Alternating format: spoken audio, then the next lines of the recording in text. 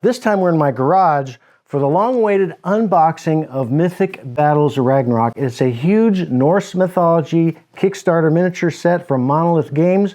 We're going to be painting this entire set over the course of the year. Let's kick it off with the unboxing. Enjoy!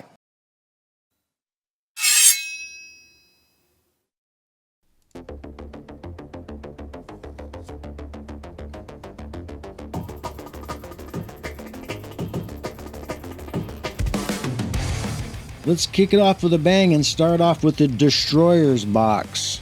Let's check out some of the Norse Titans, some of the big boys, yeah. Each of the new Norse Titans comes with its own scenario book, so you can unlock its carnage fast, yeah. Two of the new Titans can actually convert terrain types, so they have these new 3D tokens for that. Wicked. The first large beastie out of the Destroyer's Box is Nidhogg. This flying dragon of chaos will surely terrorize your enemies.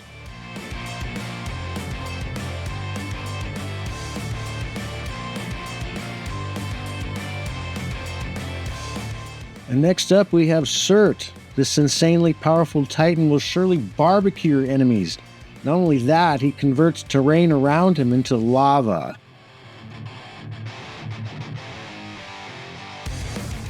Note that the fourth compartment in the box is empty. That is reserved for Ymir from the Mythic Battles Pantheon. And this titanic chunk of plastic is Jormungandr. His amazing tidal wave power will devastate your enemies as he converts terrain around him into water. Look at this spectacular serpent sculpture. So hang on tight because we are going to be painting all of these units right here at Mark's Minis.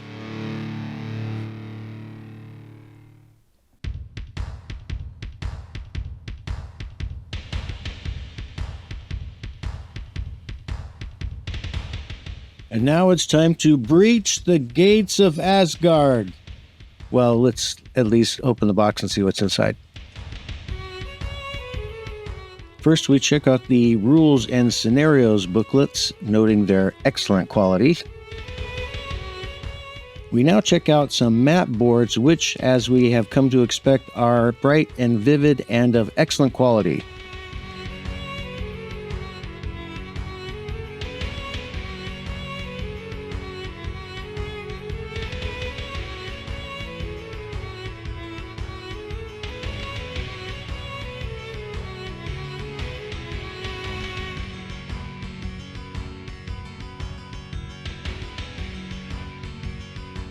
Now we take a quick look at the dashboards, also high quality. No worries, we're going to look at each of these individually along with the miniatures.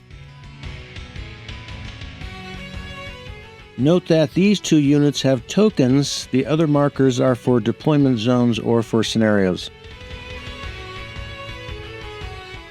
And now it's time to crack into the miniatures tray.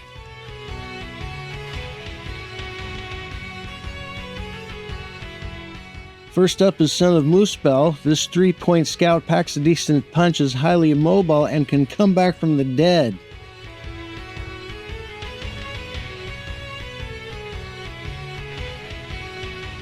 And this majestic beast is called Eikthyrnir, a solid mobile charger with the power to change terrain around it into water. Here we have the fantastical mystical Valkyrie. This flying scout has the ability to come back from the dead and has limited healing capability, something very rare in Mythic Battles. And here we have Heimdall. In Mythic Battles, he became a god who is a powerful fighter keen on gem collecting. He can also put cards into your hand, a very useful buff. This next troop unit comes as a pair of two wolves, Gary and Freki, and they feature wound limitation and regeneration. This troop unit is a group of 3 and Herjar, a solid troop to guard your deity.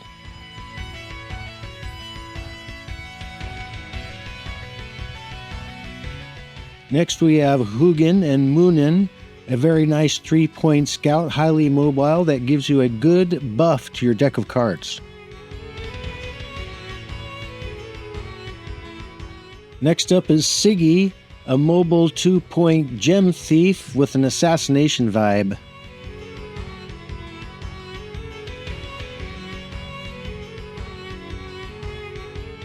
Next up is Thrud. She is the daughter of Thor and Sif. What more do you need to say?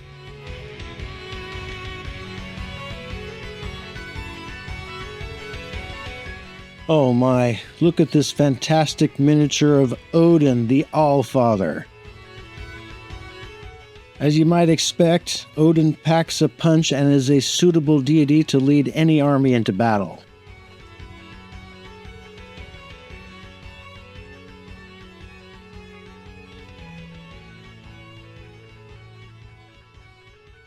Of course, we'll examine the cards later. Now is not the time. We are moving on.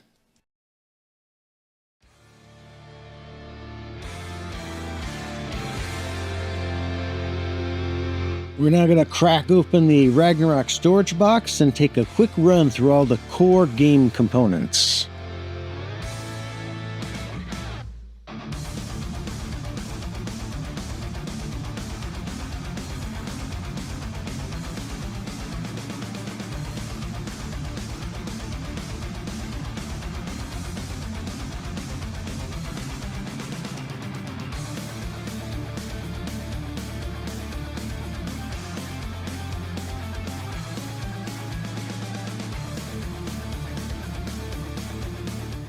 Of course, we have stacks of high-quality cards, and we've got these cool runic 3D terrain elements.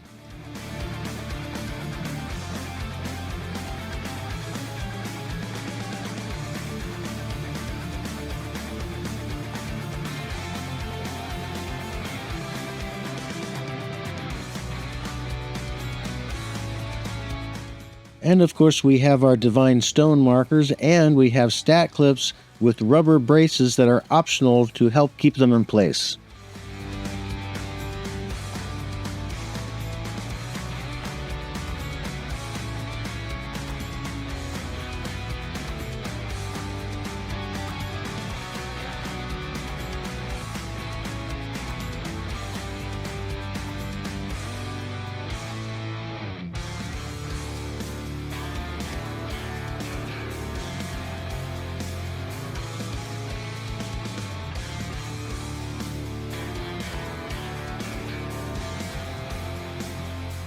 And of course a bounty of tokens, some very nice dice, and these nice plastic trees.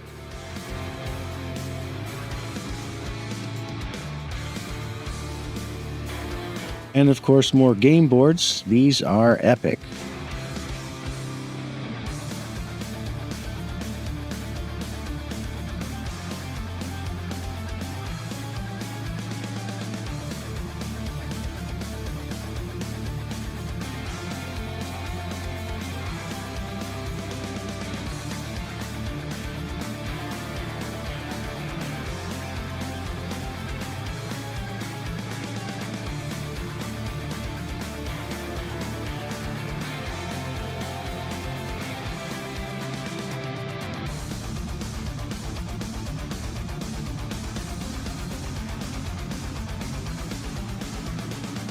Now we'll dive into the Ragnarok Core Miniatures box.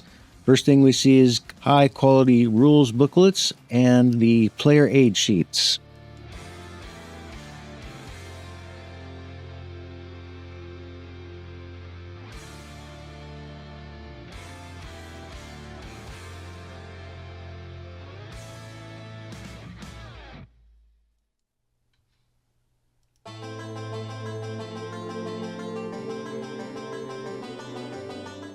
Okay, now it's time to move on to the core miniature packs. You should have box -1 and -2 as shown.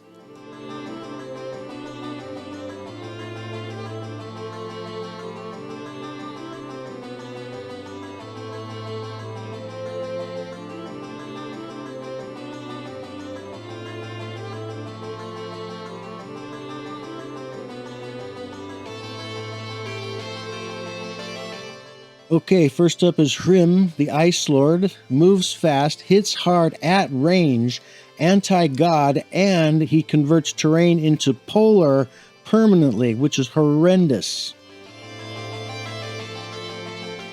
Next up is Baldur. Pretty effective leader, but you have to be careful with him. He can be blocked. He has a nice card buff, however, be careful with Frigg's Blessing. It's kind of tricky.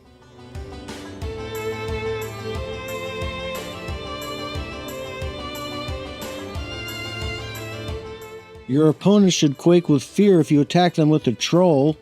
Its pebble and mountain power gives it a devastating long-range attack or makes it a highly mobile gem collector. Very unpredictable.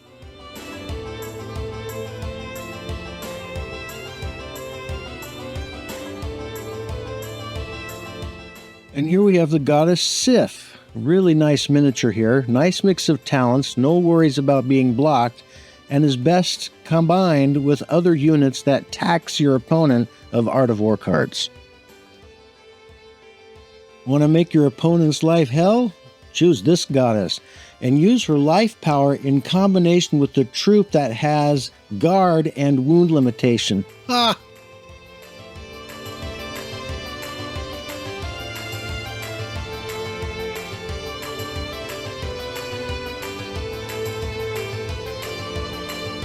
You want an armored polar bear berserker fighting on your side? Recruit Bodvar Bjarki. Note he is somewhat linked to his sleeping counterpart, but he has a vicious area attack special power.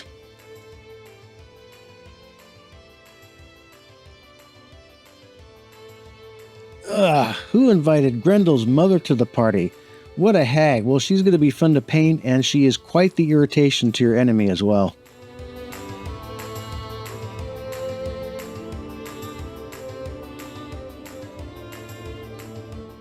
Ooh, looking forward to doing a spooky paint job on light elves. They don't hit hard, but they move fast and they have range and can do an area attack.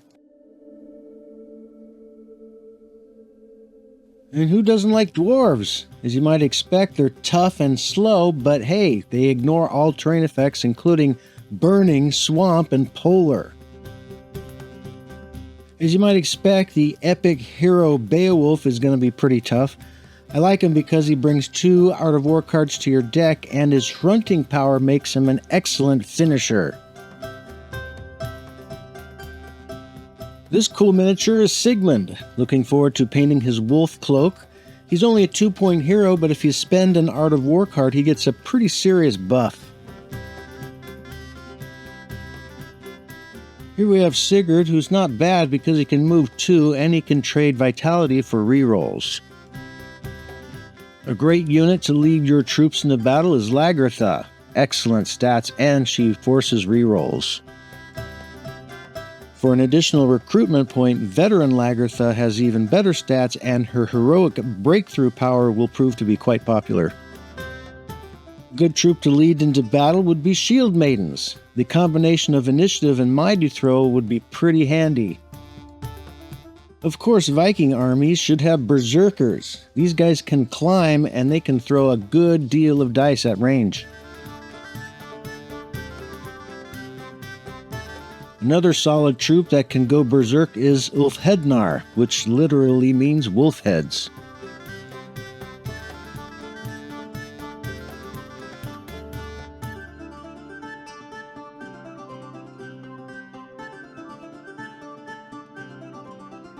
Yet another solid Viking troop are Huskarls. The combination of guard and sneak attack makes these guys highly recruitable. A really excellent bargain on the troop leader is Harald Hardrada. He can practically self-guard and regenerate troops. Sorry, Rolf Cracky, your dashboard is poorly worded. What if your treasure token is on lava or behind an escarpment? Sorry, we're going to need a ruling on you.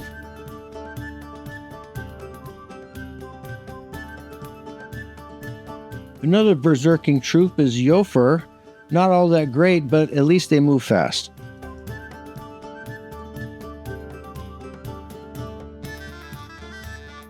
My pet name for this unit is Brittany Spears, and she is powerful. Good stats and talents, and she can recruit slain enemy units into your army. Incredible. Everyone loves zombies, so why not recruit Oathbreakers? Hey, they regenerate.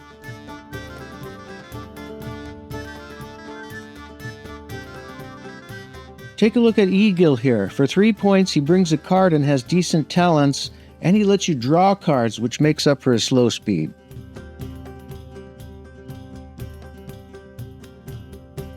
Brunhild here has solid stats, brings 2 cards, and can bring your troops back from the dead. If you need a light troop with range, try Seers. They don't do much, but when they get hit, you'll be drawing cards.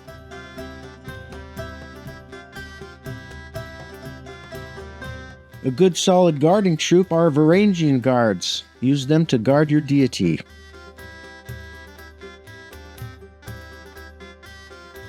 A solid troop with block talent is pretty unusual. Try Jomsvikings.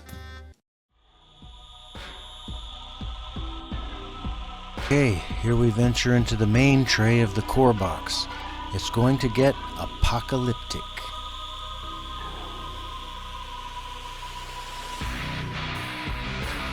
Behold Fenrir, he who strikes last at Ragnarok.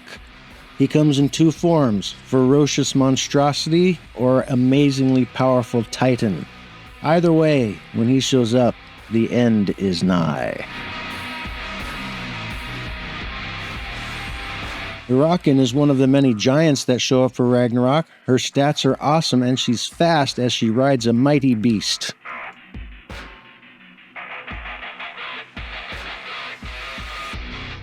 Also in this tray is an alternate wolf head for Fenrir. Not sure how I'm going to use that yet.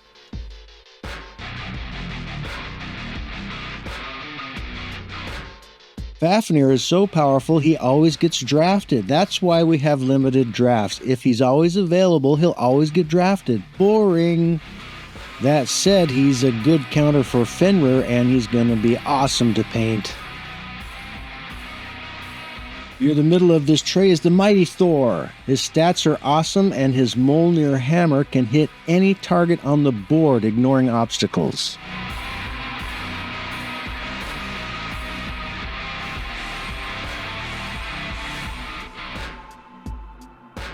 In contention for the most beautiful figure in the game is Frigg. Look at this gorgeous miniature. She's a finesse goddess. Use her powers wisely and try not to get blocked.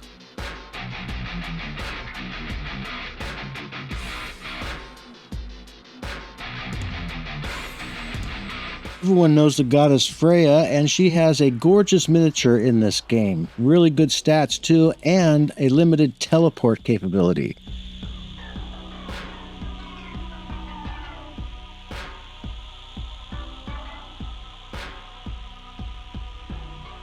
Not many deities are only 5 RP, so have fun with Idun. Her low cost allows you a bigger army, and her healing capability with the golden apples is significant.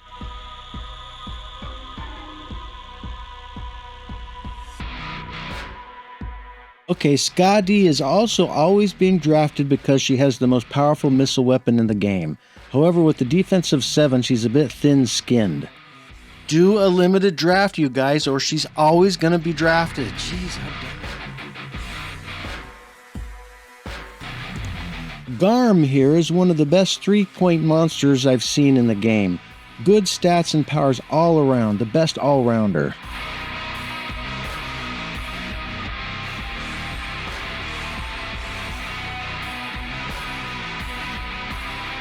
Gullinbursty is by far the best 2-point monster I've ever seen. Incredible stats and powers. What a bargain. Brings 2 cards into your hand too.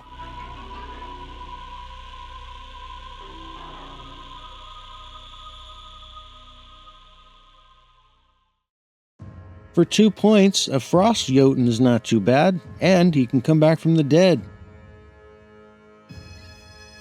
Not sure I would be in a rush to recruit a Draugr, but the redeeming factor is he can still use his Spectral Touch when he performs a run action. Tanngrisnir and Tangnjolstre, literally meaning teeth bearer and teeth grinder. Not a bad 2-point monster, and you don't have to deploy them with Thor. The infamous Loki. Excellent miniature, looking forward to painting that. Pretty handy too, and hard to hit, especially at range 0. Freyr is an excellent god to lead your army. His stats are a little soft, but he gets free troop recalls, and Gullenbursty for 1 point is a slam dunk. I would rather recruit Freya's cats with Freya rather than pay 3 points separately. They're just barely okay for 3 RP. And here is Ratatosk. He's going to make any gem collecting army much faster. And he also gives you an Art of War card? Slam dunk. Norns here are a solid maybe for an anti-war card deck. At least she gives you 2. Beautiful miniature, going to be challenging to paint. The infamous Grendel needs no intro. The Berserk and Force of Nature talents are a great combo. The hero Skuld is very interesting for 3 points. Very fast, long range, and can bring troops back from the dead. The god Njord has a wicked figure, dual-wielding ship's anchors. He's a great leader for any gem-collecting army, and he has an annoying habit of turning his current area into water. Hreysvelgr is a powerful 3-point flying unit. Use its violent gust power to launch your slower units into battle. Tyr is an awesome god with awesome stats and powers. He can lead any army to victory. Sorry, Vidar, your stats and powers are not that great. You only give 1 card? Meh.